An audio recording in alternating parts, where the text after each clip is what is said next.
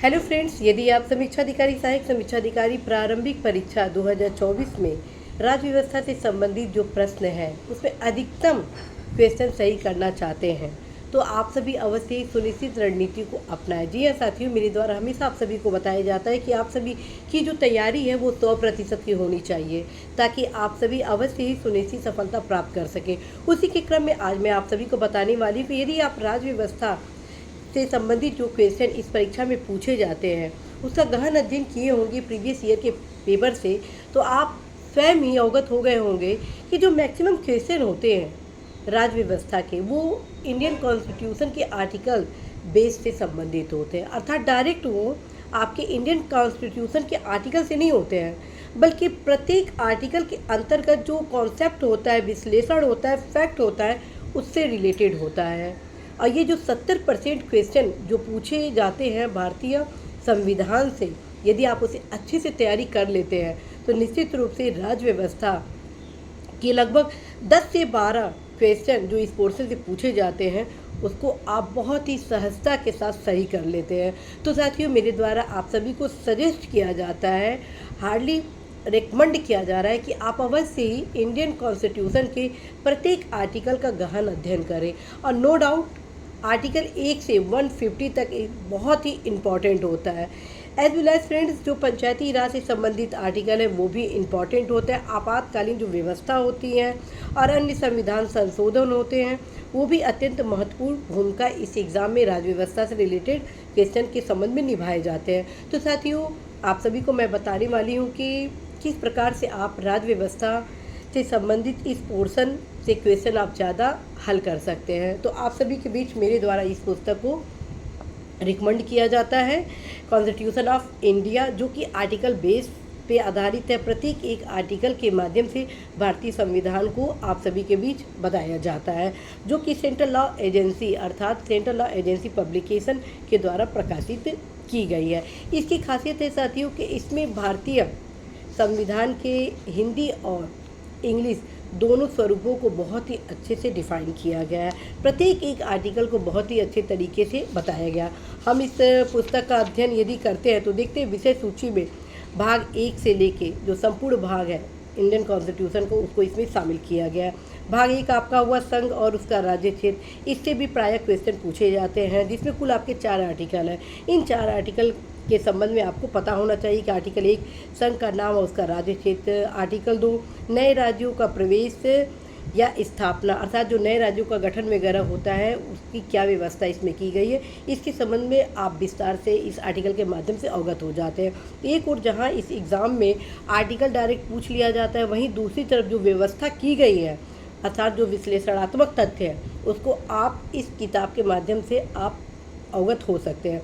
इसी प्रकार से भाग 2 में नागरिकता के संबंध में डिफाइन किया गया है, जो आर्टिकल 5 से लेके 11 तक इसमें दिया गया है। अर्थात भाग 2 नागरिकता जो है वो आर्टिकल 5 से 11 तक संबंधित है और ये भी आपके लिए बहुत ही इम्पॉर्टेंट है। भाग 3 जो कि सबसे महत्वपूर्ण इस एग्ज़ाम के लिए है वो है आपका मूल अधिकार।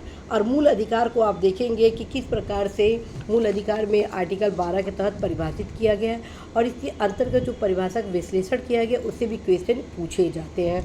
और आप देखेंगे कि समता का अधिकार जो कि आपके आर्टिकल 14 से लेके 18 तक दिया गया है। तो साथियों, कई बार समता के अधिकार के अंतर्गत या तो डायरेक्ट विधि के समक्ष समता किस आर्टिकल में प्रावधानित किया गया ये पूछ लिया जाता है, या उसके अंतर्गत क्या क्या महत्वपूर्ण जो तथ्य है उसको पूछ लिया जाता है।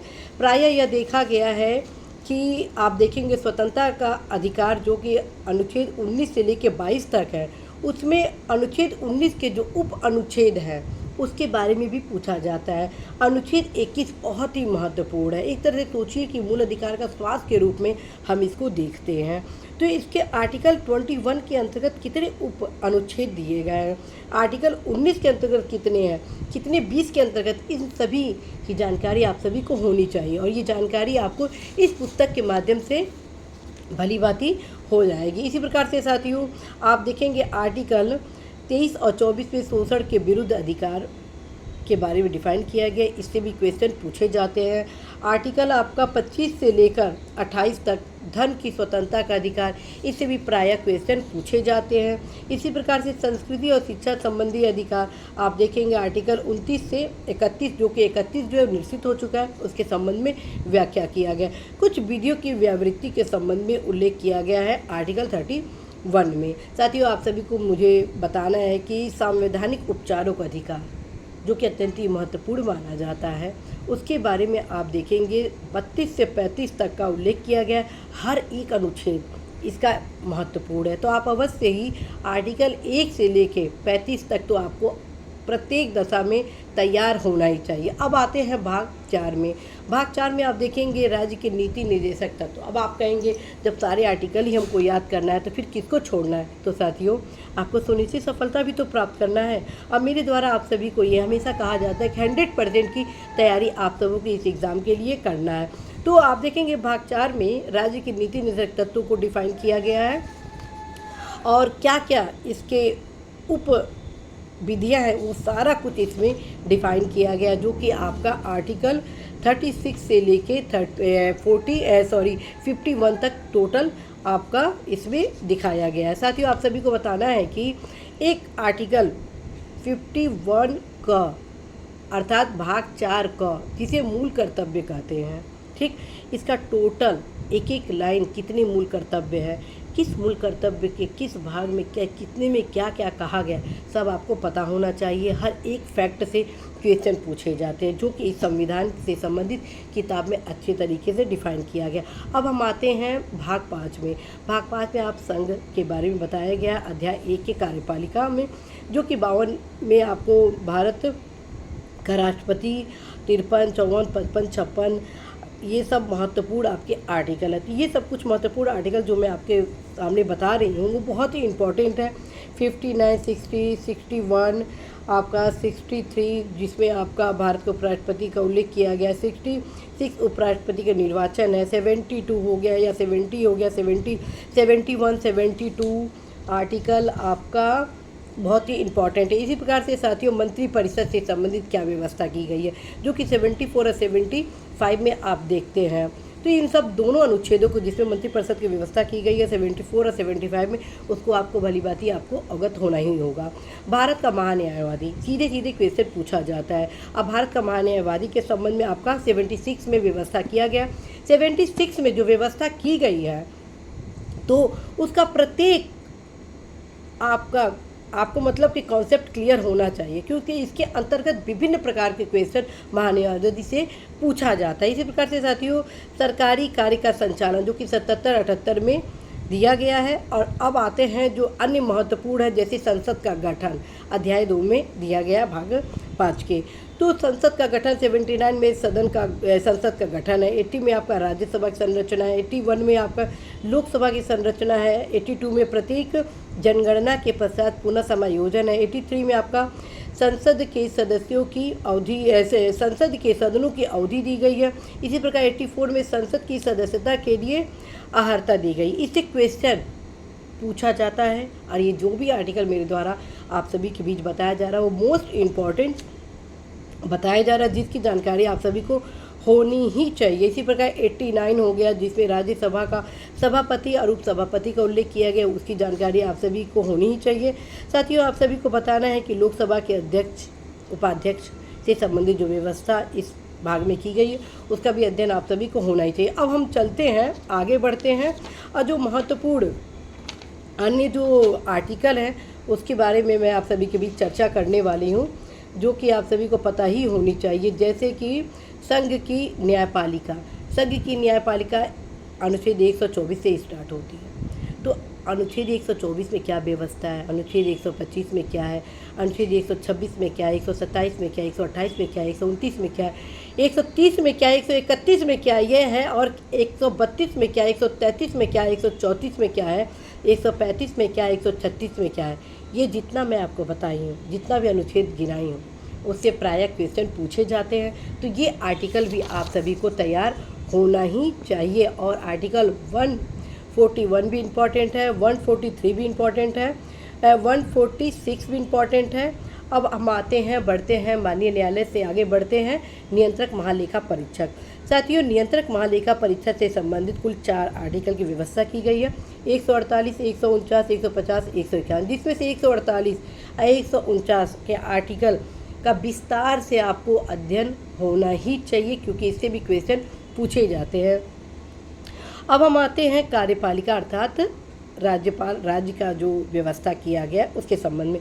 साथियों, क्वेश्चन पूछ दिया जाता है किस भाग में राज्य की व्यवस्था की गई है, राज्य विधानमंडल की व्यवस्था की गई है, तो आप भाग 6 में इसका अच्छा खासा अध्ययन कर सकते हैं। खासतौर पे 153, 155, 161 ये कुछ आर्टिकल हैं जो महत्वपूर्ण है, 163, 165, जिसकी जानकारी आपको होनी ही चाहिए। इसके अतिरिक्त फ्रेंड्स, आप सभी को बताना है कि यदि आप नियमित रूप से आर्टिकल का अध्ययन करते रहते हैं तो कहीं ना कहीं आप सभी बहुत ही आसानी से तैयारी इसको कर लेते हैं। अब हम आगे बढ़ते हैं, और चूँकि महत्वपूर्ण तो सारे हैं, लेकिन यहाँ पे आप सभी को जो सबसे मोस्ट इम्पॉर्टेंट है उसके बारे में बताया जा रहा है। अब हम आते हैं भाग 9। जी हाँ साथियों, पार्ट 9 पे आते हैं, जिसमें आपका पंचायती राज के संबंध में उल्लेख किया गया। पंचायती राज से संबंधित आर्टिकल कौन सा है? 243। जी हाँ फ्रेंड्स, 243, जो कि बहुत ही इम्पॉर्टेंट है। साथियों, 243 के अंतर्गत कई उप अनुच्छेद है। अब प्रत्येक उप अनुच्छेद की जानकारी आपको होनी चाहिए, जैसे कि ग्राम सभा, पंचायतों का गठन, पंचायतों की संरचना, स्थानों का आरक्षण, इसमें कौन सा आरक्षण किसको किसके तहत दिया गया है, एम्पावरमेंट वगैरह, जैसे महिलाओं का आरक्षण और जो अन्य जातियों से संबंधित आरक्षण, इस कई बार क्वेश्चन रिपीट किया गया। इसके अलावा साथियों, सदस्यता के लिए क्या अर्हताएँ होनी चाहिए, और निर्वाचन संबंधी मामलों में न्यायालयों को क्या हस्तक्षेप, क्या वर्जन वगैरह किया गया है, तो आप इसको कॉन्सेप्ट बेस तैयार करेंगे, ये बहुत ही इम्पोर्टेंट है। और साथ ही आप सभी को बताना है, इसी के क्रम में प्राय नगर पालिका से संबंधित क्वेश्चन भी पूछे जाते हैं, जो कि भाग 9 क में उल्लिखित किया गया है। तो फ्रेंड्स, आशा है कि आप सभी जो मेरे द्वारा आर्टिकल बताए जा रहे हैं उनका गहन अध्ययन करेंगे, और निश्चित रूप से इसकी सफलता आप सभी को मिलेगी ही मिलेगी, क्योंकि मुझे पता है कि यदि मैं आपके साथ हूँ, मैं आपका सहयोग कर रही हूँ, मैं परिश्रम कर रही हूँ आप सभी की सफलता के लिए, तो आप अवश्य ही इस परिश्रम का सदुपयोग करेंगे और अपनी सफलता में इसका उपयोग करेंगे। तो आइए जानते हैं नेक्स्ट। साथियों, सहकारी समितियों के संबंध में भी कुछ क्वेश्चन प्रायः पूछे जा रहे हैं, क्योंकि भाग 9 ख में उल्लिखित किया गया। ध्यान रखिए, भाग 9 क, 9 ख, ये तीनों इम्पॉर्टेंट है, तो ज़रूर आप इसका अध्ययन करें। अब हम आते हैं, आगे बढ़ते हैं भाग 11 पर। जी हाँ साथियों, भाग 11 पर, जिसमें आपका संघ और राज्यों के बीच संबंध के विभिन्न आर्टिकल दिए गए हैं। इसके भी प्रत्येक आर्टिकल बहुत ही इम्पॉर्टेंट है, जिसमें आपका आर्टिकल 245 से, मतलब इसमें कोई आर्टिकल आप छोड़िएगा नहीं, चाहे विधायी शक्तियों का वितरण हो अर्थात विधायी संबंध हो, अध्याय 2 आपका प्रशासनिक संबंध हो, और यहाँ लगभग टोटल भाग 11 का 263 तक टोटल आप आर्टिकल एक एक करके याद करेंगे। अब आते हैं हम भाग 12, क्योंकि ये भी मोस्ट इम्पॉर्टेंट है, इससे भी प्रायः क्वेश्चन पूछे जाते हैं। तो वित्त आदि के संबंध में इसमें व्यवस्था की गई है, उसको आप ज़रूरी तैयार कर लीजिए। अब हम आगे बढ़ते हैं और आते हैं भाग 14 का, ये भी इम्पॉर्टेंट है, और भाग 13 का, भाग 14 का अध्याय 2 बहुत इम्पॉर्टेंट है, इससे भी क्वेश्चन पूछे जाते हैं। भाग 15 मोस्ट इम्पॉर्टेंट है, इससे भी प्रायः क्वेश्चन पूछे जाते हैं, जिसमें निर्वाचन से संबंधित व्यवस्था भाग 15 में की गई है, तो आप अवश्य ही भाग 15 का अध्ययन करेंगे। भाग 16 कुछ वर्गों के संबंध में विशेष संबंध, इससे भी क्वेश्चन प्रायः पूछे जाते हैं, तो इसका भी आप एक बार ज़रूर रिवीजन करेंगे। अब आते हैं राजभाषा से भी क्वेश्चन पूछे जाते हैं, लेकिन जो भाग 18 है वो भी इम्पॉर्टेंट में आता है, क्योंकि इसमें आपात व्यवस्था का उल्लेख किया गया, किस प्रकार से लगाया जाता है, कौन कौन सी स्थितियाँ, सबका उल्लेख इसमें किया गया, तो आप अवश्य इस पुस्तक से इसका अध्ययन करेंगे। अब हम आते हैं आगे भाग 20, जो कि संविधान के संशोधन के संबंध में उल्लेख किया गया, जो आर्टिकल 368 से रिलेटेड है। कितने संविधान संशोधन किए गए हैं, कौन कौन से संविधान संशोधन के माध्यम से संविधान के आधारभूत संरचना में संशोधन किया गया है, कौन कौन से ऐसे संविधान संशोधन है जिसके माध्यम से एक तरह से संविधान का व्यापक बदलाव किया गया, इसके संबंध में प्रायः क्वेश्चन पूछे जाते हैं, विशेष तौर पे संघ राज्य के संबंध आदि से रिलेटेड। तो आप ये सारे संशोधन को अवश्य ही ध्यान देंगे, प्लस संविधान की संशोधन की क्या प्रक्रिया है जो कि इसमें सारा उल्लेख किया गया, इसको आप अवश्य अध्ययन में शामिल करेंगे। फ्रेंड्स, अब हम आते हैं सीधे अनुसूचियों पर। जी हाँ साथियों, इस संविधान में आप देखेंगे अनुसूचियों का भी उल्लेख किया गया, तो आप अवश्य अनुसूचियों का भी अध्ययन करेंगे कि यानी 1 से लेकर 12वीं अनुसूची तक का गहन अध्ययन करेंगे। और फ्रेंड्स, आशा है विश्वास है इस पुस्तक के माध्यम से आप सभी संविधान पर एक गहन अध्ययन कर लेंगे और बल्कि आपको संविधान के बारे में जानकारी होगी। आशा है विश्वास है साथियों कि आप सभी राज्य व्यवस्था की तैयारी अभी से आरंभ करेंगे और निश्चित रूप से 100% की तैयारी करेंगे। आप सभी को जाते जाते फिर बताना है कि राज्य व्यवस्था के विश्लेषणात्मक पोर्शन के अध्ययन के लिए भारतीय राज्य व्यवस्था लक्ष्मीकांत का जो किताब है वो भी अल्टीमेट है। बहुत सारे ऐसे युवा हैं जो बेयर एक्ट को पढ़ते हैं, तो उनको मैं कहूँगी कि आप बेयर एक्ट को तो पढ़िए ही पढ़िए, साथ में लक्ष्मीकांत का भारतीय राज्य व्यवस्था पढ़िए। और यदि आप डी बसु का राज्य व्यवस्था पढ़ रहे हैं तो उसका कोई विकल्प नहीं है, उसको ज़रूर पढ़िए। आशा है कि आप सभी अवश्य ही निरंतरता के साथ अपने अध्ययन को करेंगे, साथ में बार बार रिवीजन जरूर करेंगे, प्रीवियस ईयर के क्वेश्चन का अवश्य अध्ययन करें। All the best.